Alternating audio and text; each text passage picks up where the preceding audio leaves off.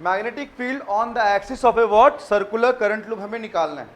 तो पहले हमें सर्कुलर लूप एज्यूम करना पड़ेगा। अब प्लेन पे एज्यूम नहीं करेंगे, इस प्लेन से परपेंडिकुलर एज्यूम करेंगे। इस प्लेन से क्या एज्यूम करेंगे, परपेंडिकुलरली एज्यूम करेंगे। बात समझ में आई? ठीक है, ठीक है। तो ये जो सर्कुलर करंट लूप था, सपोज ये रिंग है, ये सर्कुलर लूप है, सर्कुलर स्ट्रक्चर है। अगर इसको मैं प्लेन पे रखूंगा तो ये क्या आएगा, ये हॉरिजॉन्टली प्लेस होगा कहाँ पर, प्लेन पे। अगर इसको मैं क्या कर दूंगा, ऐसे इस प्लेन से ऐसा रखूंगा, मतलब क्या होगा, ये परपेंडिकुलर प्लेस होगा। क्या होगा, परपेंडिकुलर।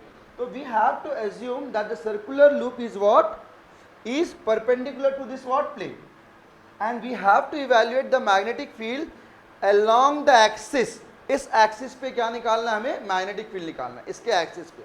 और वो पॉइंट कुछ भी हो सकता है, वो पॉइंट ये हो सकता है, वो पॉइंट ये हो सकता है, वो पॉइंट ये हो सकता है, वो पॉइंट हो सकता है, ये सेंटर भी हो सकता है, इसका सेंटर भी हो सकता है। बात समझ में आई? अब सेंटर पे नहीं जा रहे हैं हम, इस पॉइंट को बाहर की तरफ लेके जा रहे हैं धीरे धीरे धीरे धीरे। मतलब अभी हमें क्या निकालना है, magnetic field on the axis of a current loop, और यू कैन राइट लिखा हुआ है सर्कुलर करंट लूप लिखा हुआ है। बात समझ में आई? तो इसको करने के लिए आपको पहले एज्यूम करना पड़ेगा क्या, आपको एक circular current loop perpendicularly assume करना पड़ेगा इस प्लेन के। कैसा एज्यूम करना पड़ेगा, इस प्लेन के परपेंडिकुलरली एज्यूम करना पड़ेगा। तो हम क्या करेंगे, यहां पर एक प्लेन एज्यूम करेंगे, एक सर्कुलर लूप एज्यूम करेंगे। ठीक है, ये ऐसा है, मतलब इसको रिप्रेजेंटेशन ऐसा दे रहे हैं ताकि लगे कि क्या है, ये परपेंडिकुलर इस लूप के। ठीक है, अब इसका सेंटर ये होगा, इस सेंटर से मैं एक लाइन खींचूंगा। ठीक है, ये पॉइंट P कंसिडर करूंगा मैं। कौन सा पॉइंट, P पॉइंट कंसिडर करता हूं। ठीक है, अब इस पर्टिकुलर सर्कुलर लूप का जो मैं रेडियस कंसिडर कर रहा हूं, यहां से मैं रेडियस कंसिडर करता हूं A। लेट इट बी, इस सर्कुलर लूप का रेडियस कितना होगा, A होगा। और इस सर्कुलर लूप से जिस डिस्टेंस पे, देखो एक्सिस है ना बेटा, ये इस सर्कुलर लूप के एक्सिस से मैंने एक लाइन ड्रॉ की, और इस पॉइंट का डिस्टेंस कितना है, सपोज R है। कितना है, R। तो यहां से लेके यहां तक डिस्टेंस कितना होगा बच्चा, R होगा। ठीक है, इस सर्कुलर लूप से सेंटर से हमने पॉइंट P कंसिडर किया, जिसका डिस्टेंस कितना है, R। ठीक, लेकिन आपको समझना पड़ेगा कि पहले आपको यहाँ पर इस करंट लूप में करंट का डायरेक्शन एज्यूम करना पड़ेगा। और करंट का डायरेक्शन हम क्या एज्यूम करते हैं, यहाँ पर देखिए, एंटी क्लॉकवाइज। ठीक है, क्लॉकवाइज भी कर सकते हैं, लेकिन हम एंटी क्लॉकवाइज लेके चलेंगे यहाँ पर। ठीक है, तो यहाँ पर अगर करंट ऐसे जाएगा तो करंट ऐसे फ्लो होगा। तो हमने क्या एज्यूम किया कि डायरेक्शन ऑफ करंट क्या, एंटी क्लॉकवाइज है। अब इसके दो सेक्शन को हम कंसिडर करके चलेंगे, एक इस सेंटर से ऊपर वाला सेक्शन और इस सेंटर से नीचे वाला सेक्शन। ठीक है, अब यहाँ पर मैं सेक्शन यहाँ पर लेता हूँ, ये DL लेता हूँ। ऊपर का सेक्शन क्या होगा, DL, और नीचे का सेक्शन भी कंसिडर करूँगा DL। बात समझ में आई? ठीक है, अब याद रखना कि मुझे एक्सिस पे क्या निकालना है, मैग्नेटिक फील्ड निकालना है। एक्सिस पे किसी पॉइंट P पे क्या निकालना है, मैग्नेटिक फील्ड निकालना है। तो मैं क्या करूंगा, इस पर्टिकुलर सेक्शन से इस पॉइंट P को क्या करूंगा, ज्वाइन करूंगा। क्या करूंगा, ज्वाइन।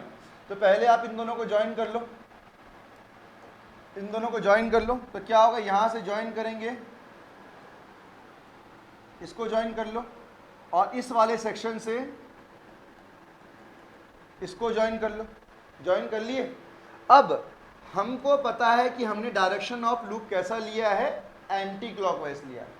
तो इस सेक्शन पे, इस वाले सेक्शन पे करंट का डायरेक्शन क्या होगा, इस वाले सेक्शन पे देखो करंट ऐसा आ रहा है, इस वाले सेक्शन पे करंट का डायरेक्शन आई होगा ऐसा, और इस साइड में करंट का डायरेक्शन कैसा होगा, ऐसा आई। बात समझ में आई कि नहीं आई? ऊपर वाले सेक्शन में करंट का डायरेक्शन ऐसा, नीचे वाले सेक्शन में करंट का डायरेक्शन ऐसा। अब याद रखो कि हमेशा हम क्या एज्यूम करते थे, थीटा का एंगल किससे एज्यूम कर, उस करंट एलिमेंट से उस पर्टिकुलर पॉइंट का डिस्टेंस। याद रखो मैंने क्या, जो हमने फॉर्मूला लिखा था, क्या फॉर्मूला लिखते हैं बेटा, देखो फिर से रिकॉल करा रहा हूं। dB की वैल्यू क्या होती थी, mu naught upon 4 pi IDL sign theta by R का स्क्वायर, ये फॉर्मूला होता था। ठीक है, अब मैं ये बोल रहा हूं कि जो थीटा है, theta is the angle between DL and distance. लेकिन हमारा एक्चुअल डिस्टेंस हमने कहाँ से कंसिडर किया, इस सेंटर से नहीं किया, हमने इन दो क्या लिया, दो सेक्शन लिया। इस सेक्शन से इसका डिस्टेंस एस वेक्टर ले रहा हूं और इसका डिस्टेंस भी क्या ले रहा हूं, एस वेक्टर ले रहा हूं। बात समझ में आई? ठीक है, अब देखो ध्यान पूर्वक देखना, ठीक है, बात समझ में आई? इसको ड्रॉ करो, फटाफट ड्रॉ कर लो डायग्राम को।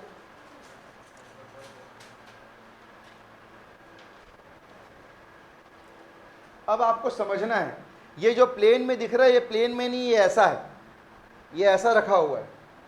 और इसी सर्कुलर लूप को देखो बेटा, मैं इस सर्कुलर लूप को ऐसा, इसको ऐसा एज्यूम कर रहा हूँ, इस सर्कुलर लूप को मैं ऐसा घुमा के ऐसा रख रहा हूँ, परपेंडिकुलर रख रहा हूँ। अब ऊपर वाले सेक्शन में करंट ऐसा जा रहा है, मतलब मेरे डायरेक्शन में एंटी क्लॉकवाइज और नीचे से क्लॉकवाइज। बात समझ में? अगर ऊपर का डायरेक्शन ऑफ, इसको ऐसा रखा मैंने, ऊपर से डायरेक्शन ऑफ करंट ऐसा है, ऊपर वाला डीएल सेक्शन में करंट का डायरेक्शन कैसा, ऐसा है, तो ये बताओ वहां पर हम क्या रखेंगे, राइट हैंड थंब रूल रखेंगे, राइट हैंड थंब रखेंगे, तो डायरेक्शन ऑफ मैग्नेटिक फील्ड किधर होगा, उधर होगा। बात समझ में आई? डायरेक्शन ऑफ मैग्नेटिक फील्ड किधर होगा, उधर होगा। और नीचे से एज्यूम करेंगे तो करंट कैसे जा रहा है बेटा, ऐसा जा रहा है, तो मेरे लिए वो क्या होगा, ऐसे फ्लो होगा, क्योंकि ये लूप ऐसा है, ये लूप ऐसा, तो करंट कैसे जा रहा है, ऐसा जा रहा है, तो ये करंट का डायरेक्शन ऐसा है, तो डायरेक्शन ऑफ मैग्नेटिक फील्ड क्या होगा, सेम होगा। तो इधर मतलब इधर भी नीचे भी रैप कर रहा हूँ, सर्कुलर लूप के नीचे भी रैप कर रहा हूँ मैं, तो डायरेक्शन ऑफ मैग्नेटिक फील्ड ये फिंगर ही बता रहा है, 1 2 3 4, ये फिंगर बता उसी डायरेक्शन बता रहा है, और ये वाला भी उसी डायरेक्शन में बता रहा है। बस इसको आपको ऐसे एज्यूम करना है, इसको आपको ऐसे एज्यूम करना है, तो वो बीच में होगा, मतलब ये पॉइंट क्या होगा, सेंटर पे होगा। ये पॉइंट अगर इस लूप को मैं ऐसे रखूंगा तो एक्सिस किधर होगा, सेंटर पे होगा, एक्सिस किधर होगा, सेंटर पे होगा। तो ऊपर से राइट हैंड थंब रूल लगाऊंगा तो क्या होगा, डायरेक्शन ऑफ मैग्नेटिक फील्ड उधर होगा, और नीचे से करूंगा तो उधर होगा, मतलब दोनों तरफ नीचे से और ऊपर से। बात समझ में आई? दोनों का डायरेक्शन क्या होगा, सेम होगा। अब अगर बात की जाए, यहां से मैं जो डिस्टेंस कंसिडर कर रहा हूं उसका डिस्टेंस ऐसे और नीचे से भी डिस्टेंस ऐसे। अब क्या होगा, ये डीएल मैग्नेटिक फील्ड यहां पर डेवलप करेगा डीबी, और ये भी डेवलप करेगा डीबी। अब क्या समझ में आ रहा है मुझे कि इस एलिमेंटल लेंथ के कारण इस पर्टिकुलर पोजीशन पे जो डायरेक्शन ऑफ मैग्नेटिक फील्ड है, ठीक है, जो डायरेक्शन ऑफ मैग्नेटिक फील्ड है वो इस दिशा में ऐसा करके, due to this line. It is better to draw with pink.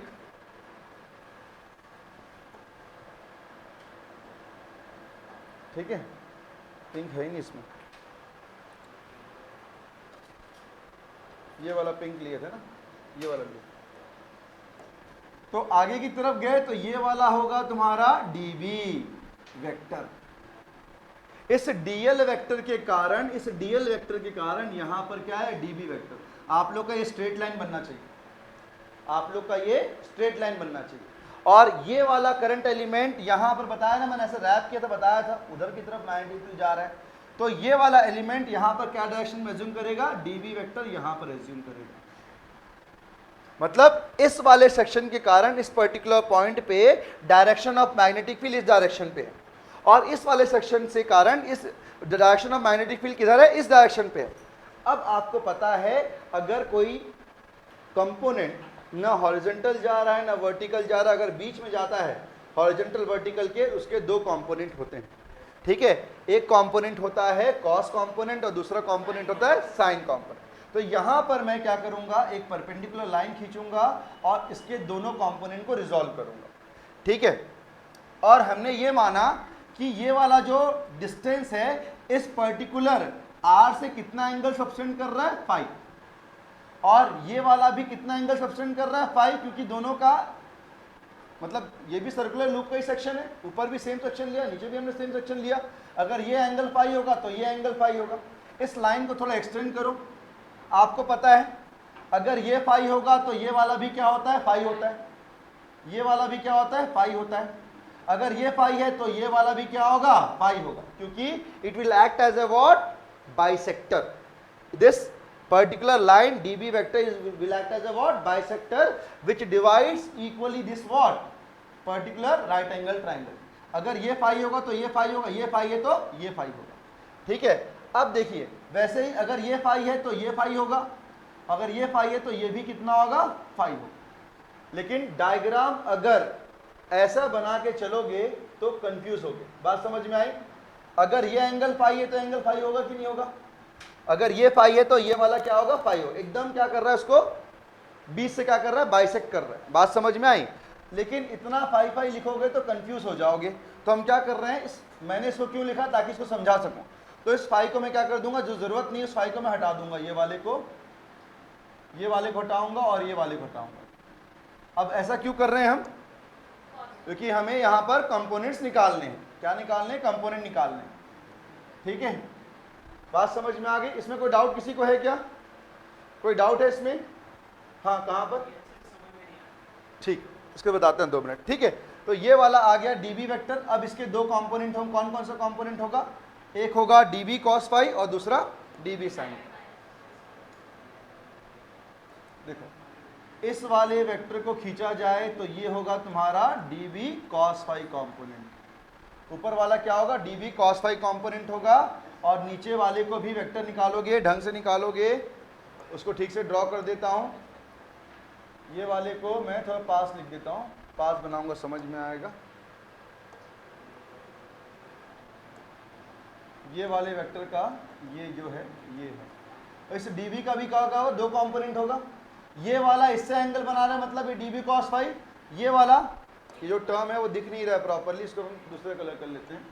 ये होगा तुम्हारा, ये वाला कंपोनेंट तुम्हारा क्या होगा, डीबी कॉस फाई। और ये वाला भी क्या था तुम्हारा, डीबी कॉस फाई था। ये भी क्या था तुम्हारा, डीबी कॉस फाई था। अगर ये डीबी कॉस फाई है तो इस वाला ये वाला सेक्शन क्या होगा, डीबी साइन फाई होगा।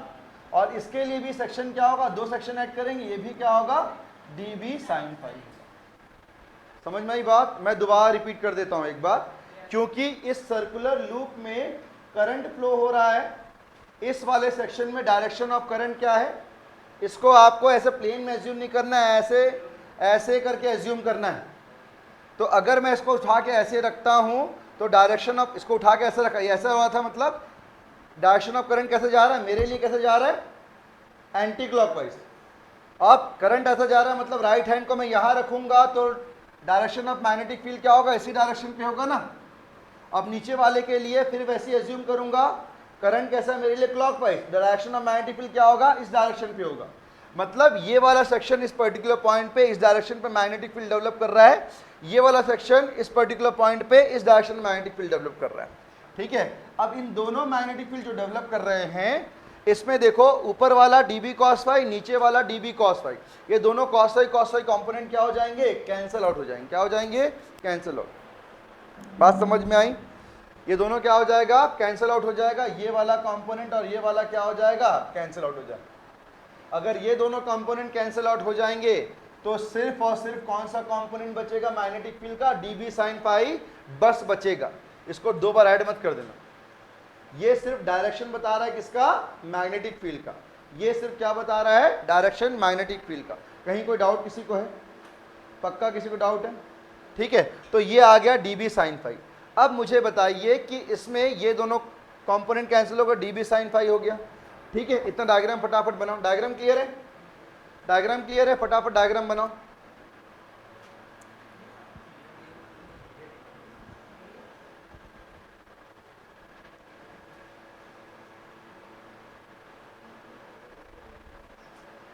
फिजिक्स है, फिजिक्स आसान नहीं है चैप्टर, लेकिन मैं जहाँ समझ रहा हूँ आप लोग को समझ में आ रहा होगा। आ रहा है कि नहीं आ रहा है? नहीं भी आ रहा है तो देखेंगे थोड़ी देर बाद, क्या कर सकते हो आप।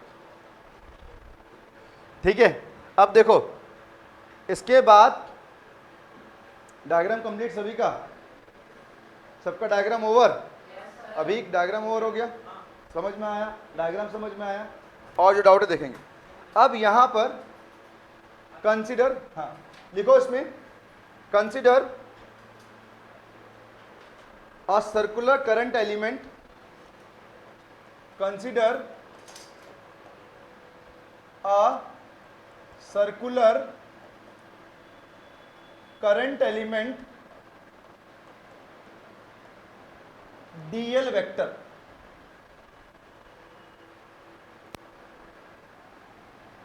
on the circular loop।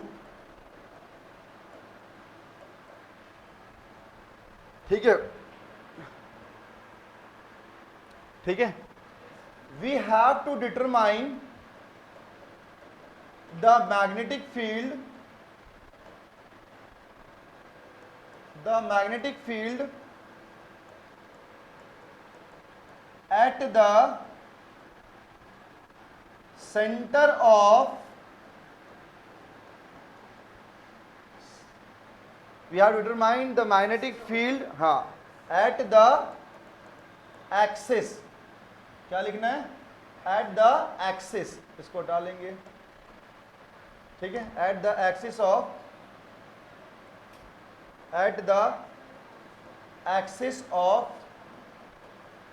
circular loop,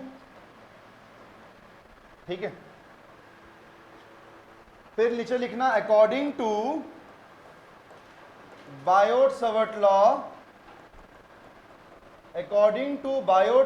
law, the magnetic field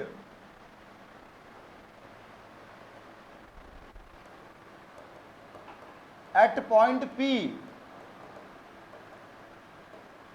due to dl vector is, क्या होगा बेटा, dB is equals to mu naught upon 4 pi, dB is equals to mu naught upon 4 pi I D L sine theta by R का square.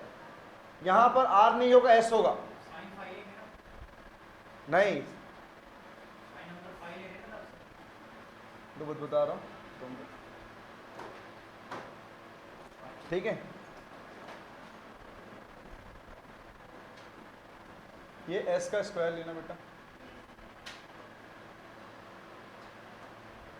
यहां पर s का square इतना लिखो, ठीक है, ठीक है।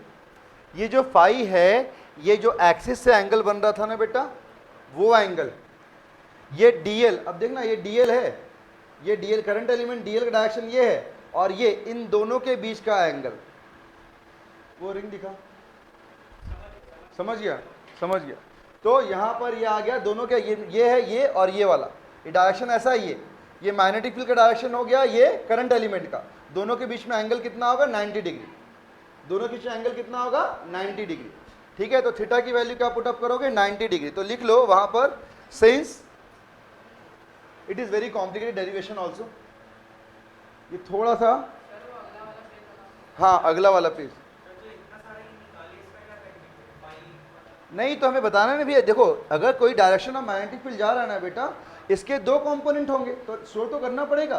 आप डायरेक्टली डीबी साइन फाई तो नहीं बता सकते ना, डायरेक्टली डीबी साइन कब कब नहीं, डेरिवेशन में पूरा दिखाना है इसको, हाँ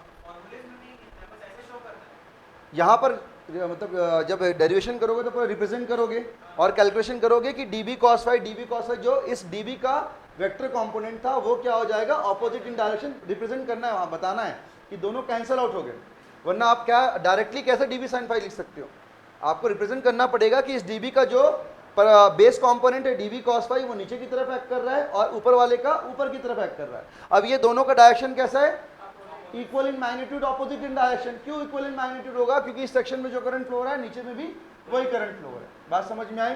तो ऐसा पूरा करना पड़ेगा आपको। और लास्ट ईयर के बोर्ड एग्जाम में क्वेश्चन आया था, इतना लंबा चौड़ा डेरिवेशन आया और साथ में अटैच किया था क्वेश्चन न्यूमेरिकल, इसके डेरिवेशन ये पूछा था और न्यूमेरिकल भी अटैच किया था।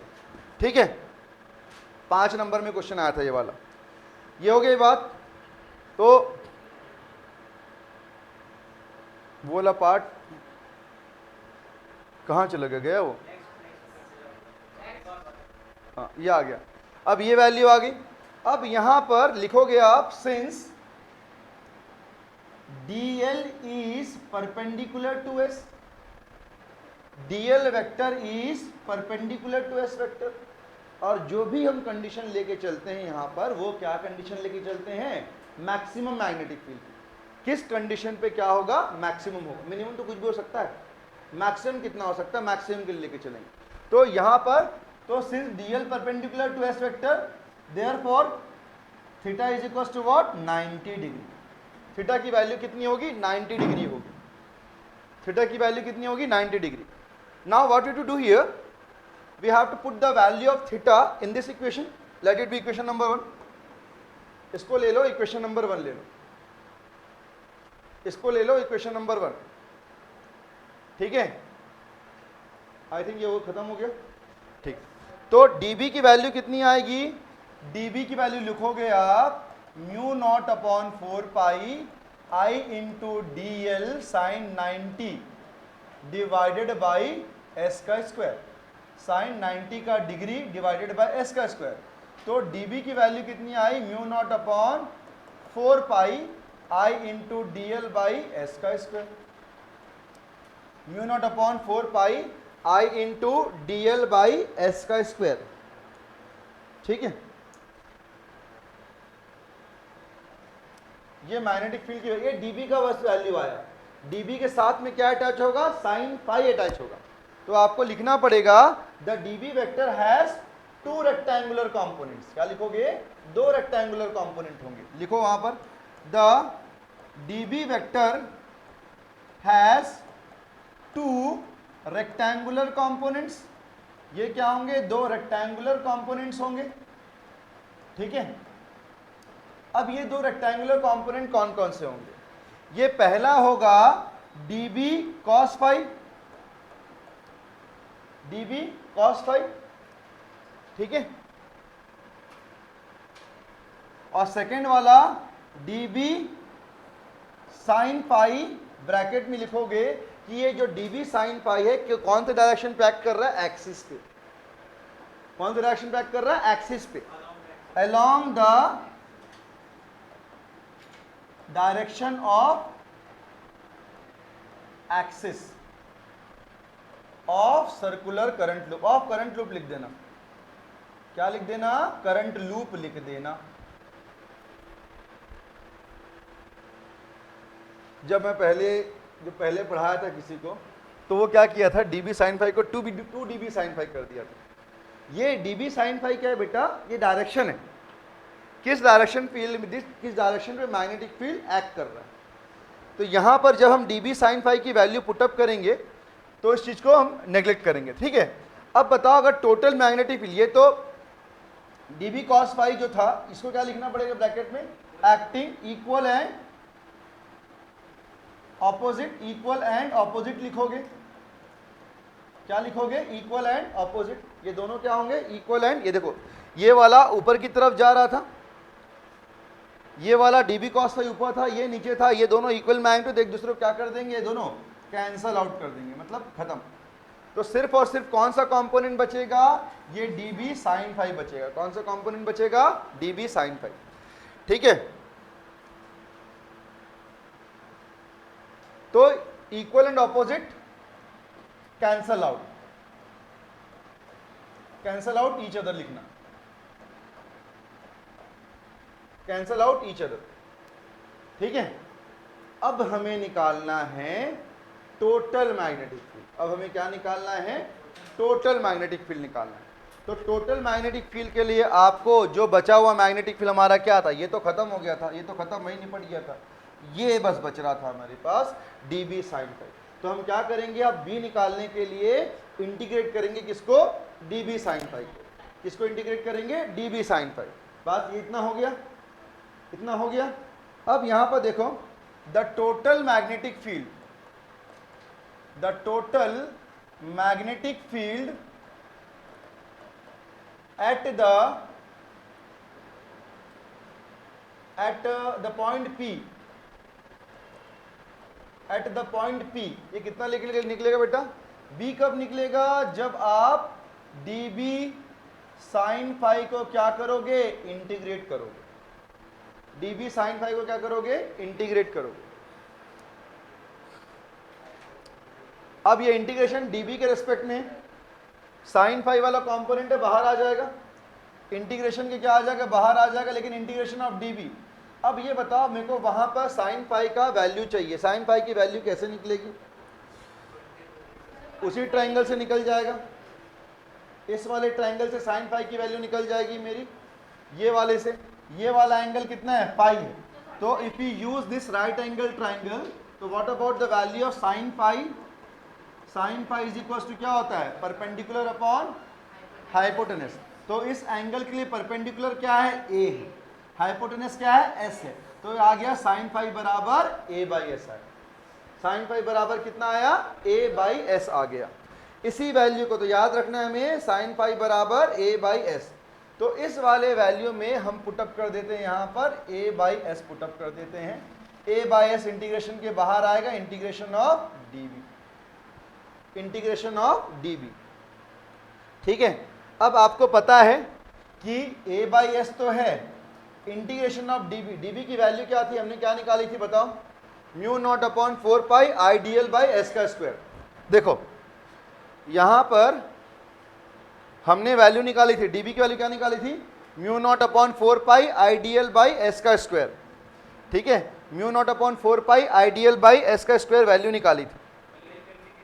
हाँ बस वैसी, ठीक है, तो बोलो mu naught upon 4 pi I D L by S का square, I D L by S का स्क्वायर। अब देखो यहां से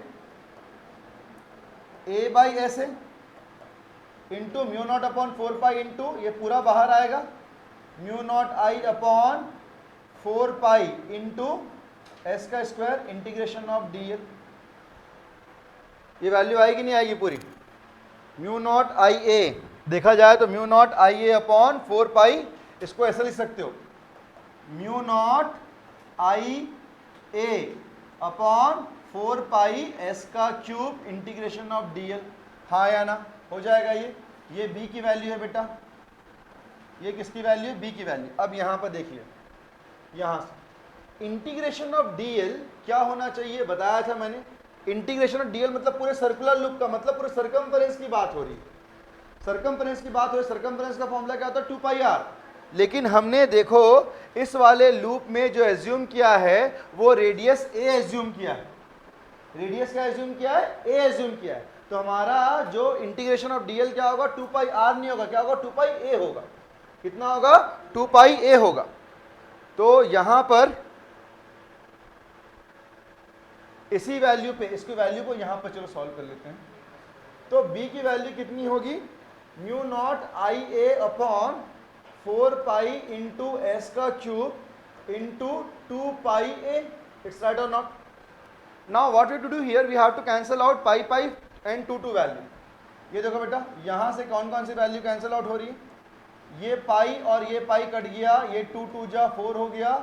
ठीक है, तो बी की वैल्यू कितनी आई, mu naught I A square upon 2 का एस क्यूब। इसको और सिंप्लीफाई करें, कैसे, एस की वैल्यू निकाल लेते हैं। एस की वैल्यू क्या होगी, रूट ओवर ऑफ एस का square, root over of are का स्क्वायर प्लस ऑफ ए का square by using Pythagoras theorem. तो यहां पर देखो कनिका, इस वाले ट्राइंगल से, ये राइट एंगल ट्राइंगल से मैं एस की वैल्यू निकालूंगा। ये हाइपोटेनस है, ये क्या है तुम्हारा बेस और ये परपेंडिकुलर है। तो एस का स्क्वायर इज इक्वल टू क्या होगा, आर का स्क्वायर प्लस ऑफ ए का स्क्वायर। ठीक है, और हमें वहां पर एस की वैल्यू चाहिए, तो root over of r square plus of ए का स्क्वायर, इस वैल्यू को हम यूज करेंगे। पाइथागोरस थ्योरम से हम क्या निकाल लेंगे, एस की वैल्यू निकाल लेंगे, root over of r square plus of ए का स्क्वायर। इसी वैल्यू को लास्ट में जाके हम सब्स्टिट्यूट करेंगे यहां पर। तो ये बताओ, ये बी की value mu naught I into a का square divided by 2 into root over of are का स्क्वायर प्लस ए का square to the power of 3, to the power of 3। Now we are going to simplify this one again. b is equal to mu naught I divided by mu naught I ए का square divided by 2 into r square plus of ए का square to the power of 1/2 लिख सकता हूं, और इसके power में पहले से 3 है, क्योंकि ये रूट है, मतलब उसके पावर में कितना होगा, 1/2 होगा, क्योंकि रूट का मतलब क्या होता है 1/2। 1/2 के पावर में 3, तो आ गया ये। अब b की वैल्यू कितनी आई, म्यू नॉट आई ए का square divided by 2 are square plus ए का square to the power of 3/2। Are you getting my point? This is the equation of the magnetic field, standard equation. अब इसमें क्या होगा, कुछ अजम्पशंस करेंगे हम, क्या करेंगे, अजम्पशंस। और इसी से जो हमने सर्कुलर करंट लूप का निकाला था, तो सेंटर पे एज्यूम करेंगे तो वही वाला फॉर्मूला आना चाहिए। मतलब क्या आना चाहिए, mu naught I upon 2, mu naught I upon 2 R. ठीक है, वो आना चाहिए यहाँ पर, लेकिन ए आएगा आपका, ठीक है, ये चीज हो गई, क्योंकि ए रेडियस, ये इतना समझ में आ गया। तो ये जो फॉर्मूला है ये आपका मेन इंपॉर्टेंट फॉर्मूला है, mu b is equal to mu naught I into a का square upon 2 root over of r square plus A square to 3/2, ठीक है। अब पहला कंडीशन लिखोगे, ये तो आ गया। For N number of turns के लिए क्या होगा, लिख लो। फॉर एन टर्न्स के लिए क्या होगा, b इज इक्वल टू होगा म्यू नॉट एन आई ए का square to the power of 2 into R का स्क्वायर प्लस ए का square to the power of 3/2। ये एन नंबर, बेसिकली ये फॉर्मूला याद रखना, जनरलाइज कर दे रहे हैं कि अगर मान के चलो 1 2 3 4 टर्न दिया होगा तो एन से क्या कर दोगे, अभी मल्टीप्लाई कर दो। क्या कर दोगे, मल्टीप्लाई कर दोगे। तो बात समझ में आए, little bit very difficult derivation, but if you do practice 1 to 2 times you will get the answer, ठीक है। बात समझ में आई, समझने वाला है, रटना नहीं है इसको, रटोगे तो फिर तुम्हारी मर्जी, नहीं बनेगा। और बताओ, हमेशा एक सेट में ये डेरिवेशन डालता ही डालता, क्योंकि सबसे डिफिकल्ट डेरिवेशन इस पूरे चैप्टर में, सबसे डिफिकल्ट है, जिसको हमने आसान बनाने की कोशिश की है। Step by step 2 bar practice करोगे तो हो जाएगा। अब यहाँ पर 2 केसेस एज्यूम करेंगे। अगर मान, हाँ हो गया, लिखे, हाँ, केस क्या हो, केस 1 केस 2 क्या होना चाहिए, एक जब r की वैल्यू क्या होगी, 0 होगी। लिख लो पहले लिख लो।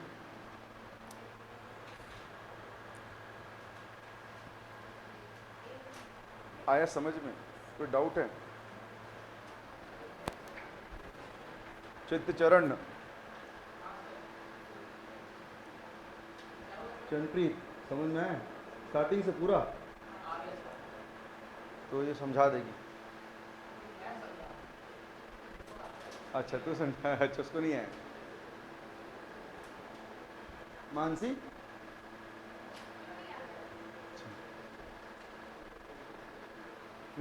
कर ले, तेरे स्कूल में नहीं होने वाला। ये नहीं होने वाला, इतना लंबा थोड़ी बैठेंगे सर, ठीक है। तुम्हारा स्कूल में हुआ क्या? नहीं।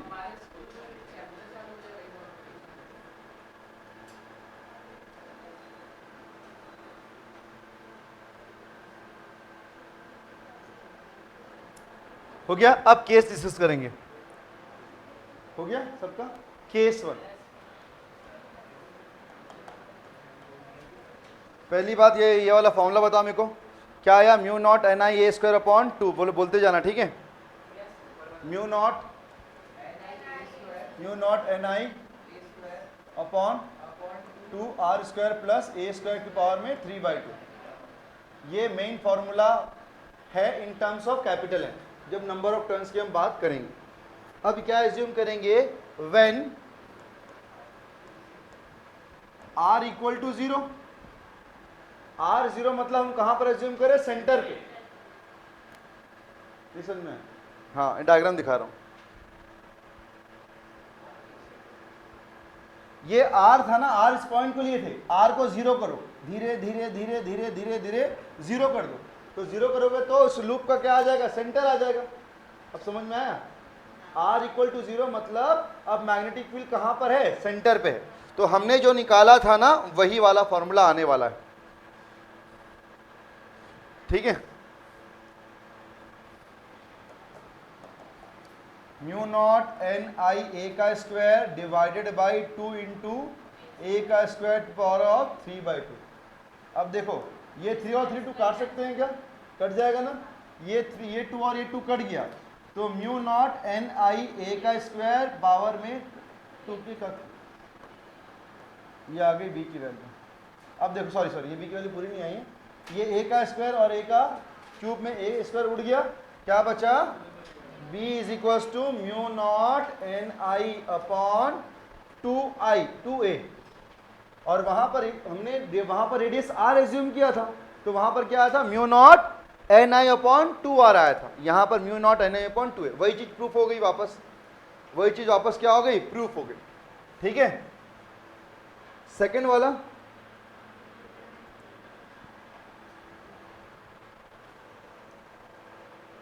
ये आ गया पहला case.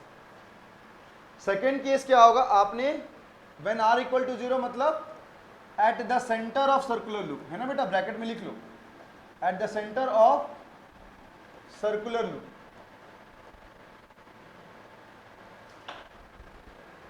Eight the centre of circular loop.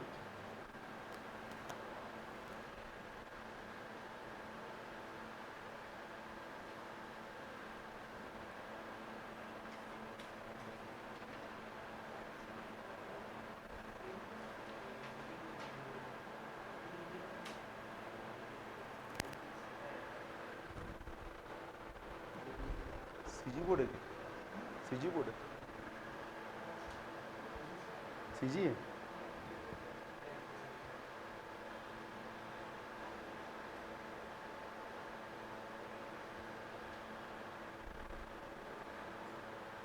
Second वाला केस, केस 2,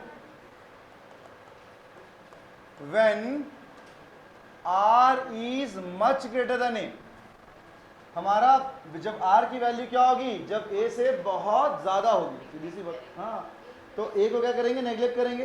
तो b का फॉर्मूला खैर जोर से बोलो, म्यू नॉट अपॉन 4 पाई, याद, हाँ, mu naught upon N I A square upon 2a, हाँ, प्लस a के square to the power of 3/2।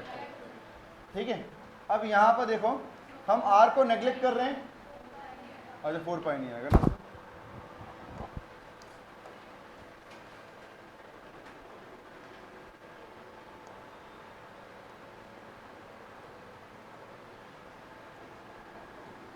है ना, म्यू नॉट एन आई ए का square divided by 2 into r square plus ए का square to the power 3/2। अब are को आपने क्या किया है, बहुत बड़ा माना है, ऐसे मच ग्रेटर देन, तो यहाँ पर ये हो जाएगा म्यू नॉट एन आई ए का square divided by 2 into R, मतलब ये ए के square to the power of 3/2। ये और 2 ये 2 कट गया, सॉरी अच्छा सॉरी, हाँ हाँ ठीक ठीक ठीक।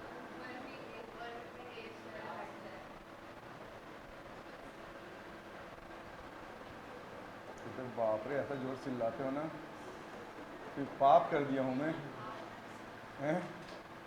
आर का square to the power of 3/2, ये 2 कट गया, म्यू नॉट एन आई ए का स्क्वायर डिवाइडेड बाई 2 आर का, हाँ, ये ऊपर वाला नहीं करेंगे, ऊपर वाला एज इट इज रहेगा, ऊपर वाला को नेगलेक्ट मत करना भैया, इन दोनों के कंपेयर एडिशन है ना दोनों का। अगर 100 में 1 को 1 का स्क्वायर करूंगा तो 100 का स्क्वायर कितना होगा, बड़ा वैल्यू होगा, तो 1 को हम नेगलेक्ट कर सकते हैं, यहाँ पर नेगलेक्ट नहीं कर सकते। बात समझ में आई? तो mu naught N I A square upon 2r का क्यूब, ये वाला फॉर्मूला आता है, इसमें कुछ कटेगा नहीं, इस फॉर्मूले को डायरेक्टली आपको पढ़ लो। यही सारे फॉर्मूले एग्जाम में पूछे जाते हैं। अब देखो कभी कभार ना एरिया के टर्म्स में रहता है, एरिया ऑफ सर्कुलर, तो कैसे करेंगे एरिया के टर्म्स में, तो यहां पर क्या करेंगे, पाई का डिवाइड करेंगे, पाई का मल्टीप्लाई करेंगे। तो यहां पर एक और फॉर्मूला देखो, अगर b is equal to mu naught N I ए का स्क्वायर डिवाइडेड बाई, अगर मैं पाई करता हूं मतलब इसको लिख देता हूं 2 पाई आर का क्यूब, और ऊपर भी पाई का मल्टीप्लाई करता हूं, तो b की वैल्यू कितनी आ जाएगी, mu naught N I pi A square, ये क्या हो गया, पाई ए स्क्वायर, मतलब ये एरिया हो गया, और 2 पाई आर का। अगर क्वेश्चन में एरिया दिया है तो क्वेश्चन को छोड़ना नहीं है, इस फॉर्मूले में बनाना है। क्या किया यहाँ पर, जबरदस्ती का पाई से डिवाइड किया और पाई का ऊपर में मल्टीप्लाई किया, तो पाई ए स्क्वायर हो गया, वो क्या कहलाता है, एरिया ऑफ सर्कल या एरिया ऑफ सर्कुलर लूप। ठीक है, तो कैपिटल है, तो सिंस यहां पर लिख लीजिए a is equal to what, pi A square. तो ये था कंप्लीट डेरिवेशन, लंबा चौड़ा डेरिवेशन, इससे एग्जाम में क्वेश्चंस आते हैं डायरेक्टली। हाँ अब खत्म हुआ जाके, ठीक है, तो ये सारा डेरिवेशन अब जाके खत्म हुआ।